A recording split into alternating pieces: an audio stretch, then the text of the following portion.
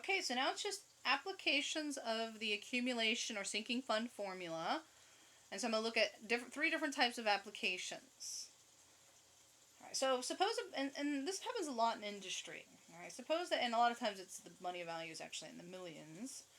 All right, suppose a business knows that it's going to have to replace a piece of machinery in 5 years. All right, and the piece of machinery is expensive, $25,000. So instead of waiting for it to break down and then taking a loan out and buying the piece of machinery, they plan ahead. And your big businesses will do this. They'll plan ahead. They know they're going to have to replace it. And so what they do is, well, they save, and they're guessing that it's going to take 5 years for it to break down, which their guess may be right or may wrong, but at least they have some money in there if it's before that, or they're good if it's after that. And so what they do is they save. So in business, things tend to go quarterly, right? You have quarterly profits. So in this case, we're going to save quarterly. We're going to take some of our profits per quarter and invest it in order to save for this piece of machinery. And so what the business wants to figure out, well, what are the size of the payments that they have to make? So the quarterly payments into an account earning 6% interest compounded quarterly, so 4 times a year, in order to save enough money to purchase the machinery in 5 years. So they have to accumulate $25,000. That's what their future value has to be. They want to have $25,000 in 5 years. They're going to save it a little bit at a time. So they're going to sink it into a formula and save it a little bit at a time.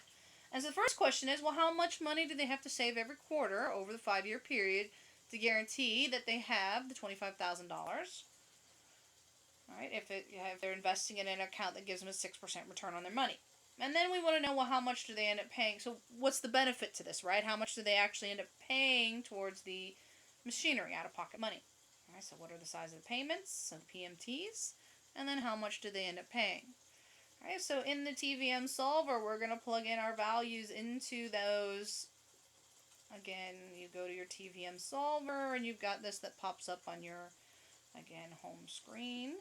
And then you'll plug in the numbers carefully. So N, remember, is your compounding period times time. So compounding period is 12 over 5 years. Or not 12. Quarterly, sorry. Try that again. 4 times over 5 years, right? Quarterly payments, so 20 times. I is 6%, so 6 goes in there. Remember, there's nothing in the account when we open it. Right, we're open the account and we're going to make regular payments. So present value is 0, right? Regular payments, quarterly payments. And so there's nothing in there, and you got to remember that 0 goes in there for the present value. All right, this is what we're solving for. All right, we want to find out the payments. Future value, we know our goal. We want to accumulate $25,000 at the end of 5 years. Payments is quarterly, so those are both 4s, right? Payments are quarterly, compounding quarterly. So again, those should always, and again, it should always be the end, and that's the default. All right, so we're solving for this. So remember, you put your little cursor up there and you hit alpha, enter. Solves for it, alpha, enter. And then it should give you, and it does come out negative because again, it's the company can't spend this profit, they have to save it. And so the PMT comes out negative 1,081.14, and so that means the payments are $1,081.14 per quarter. All right, so every quarter of the year, they have to shell out a little over $1,000 over a 5-year period. All right, so that's the first part. What are the size of the payments? There they are. So every 3 months, right, that's a quarter of a year, every 3 months they have to put a little over $1,000 into this account over a 5-year period. And then we want to know, well, what's the purpose of doing this? There's 2 reasons to do this. Right? You know you have to buy the piece of machinery, and so you don't want to wait till it breaks to have to pay it out. And so it's easier to make smaller payments than one really big payment, right? It's easier to do that on a company.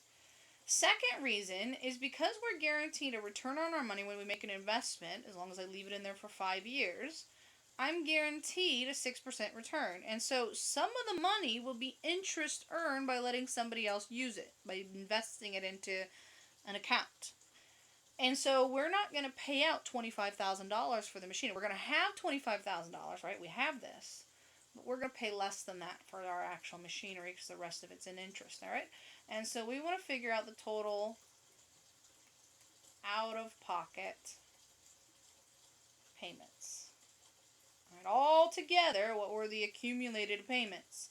And so remember, you're going to make n payments, so 20 times. You're going to make those regular payments. So n was 20, so 20 times they're going to invest $1,081.14 into this account, giving them a 6% return, which means they actually pay out $21,622.80. So they have $25,000, but they only pay a little over $21,500. The rest of it was interest, and so that's the second reason why you can do this. Why companies like do this, especially when you're talking big amounts, like millions of dollars. That this makes a very big difference. The bigger you go, the bigger difference it is. So you make smaller payments over the years, and then you don't even actually end up paying the total amount for the you do pay the total amount, but not out of your pocket. Some of it comes from your investment, and so it's just smart money. Again, big companies will do this. It's kind of how you make money on your money, even when you have to make a purchase. All right, next example. Suppose Mr. and Mrs. Smith are smart and they want to save money for a down payment. Down payment's typically about 10% of the house, so $10,000 is not out of the ballpark for a down payment on a house. So suppose they want to save the $10,000 down payment so they can purchase a house. They're going to do this, though, a little at a time, right? Because $10,000 is a large sum of money. Most people don't have $10,000 just sitting in their pockets. And so what they're going to do is they're going to save for it. They're going to accumulate the amount in an investment. And so they're going to save $250 every month into an account that will give them a return of 4.8% interest, compounded monthly. Right, monthly they're going to make the payments, and it should be compounded monthly. How long will it take them to reach their goal? And so we're looking for time. Right? And time's always the trickier one. Remember, time is in the n part. It's the compounding period time, which is why you want to use the TVM solver. This is very hard to do if you're not using the TVM solver. You have to use either a graph and solve it or logarithms and solve it. You don't want to do that. So you don't want to use the formulas. You want to use the TVM solver, which you still have to solve this simple formula, but it's a simple case. All right, so that means that's what we're solving for. We want to solve for n.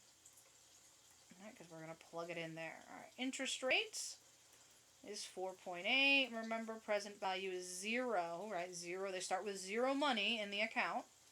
They're going to make regular out-of-pocket payments of $250, so it's a negative $250 every month.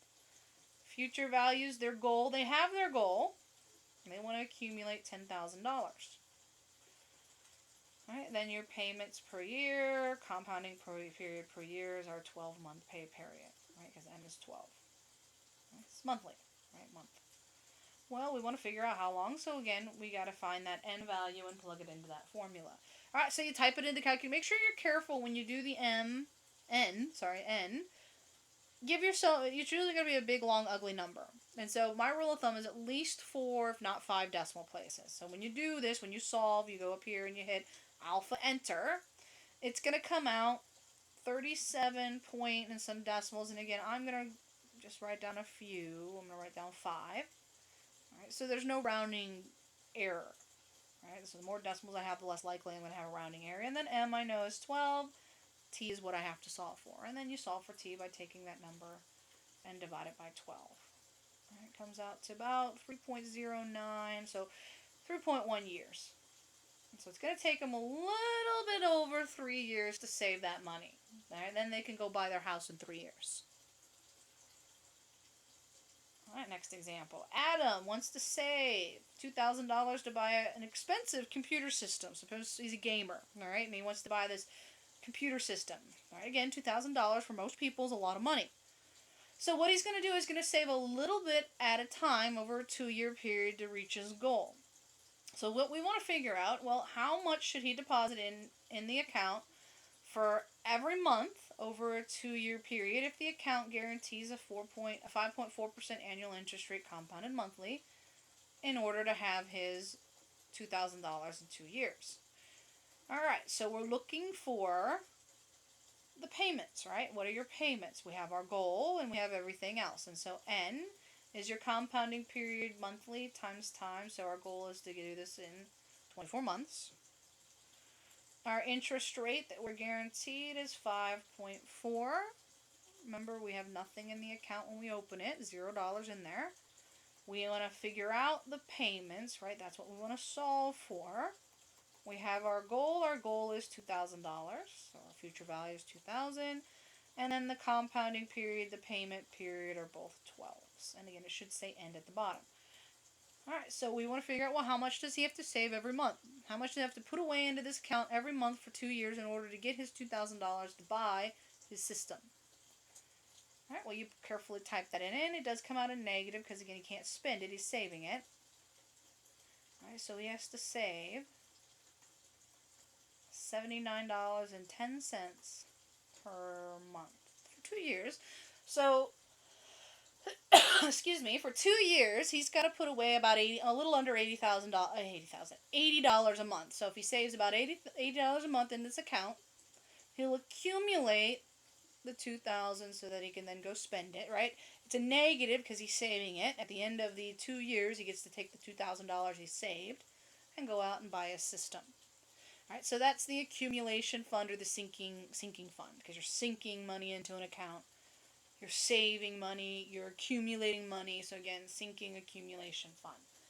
All right, we will stop there. The next one will be the other way, the other type of annuity, which is the more the loan case or the pension case, the other end of the pensions.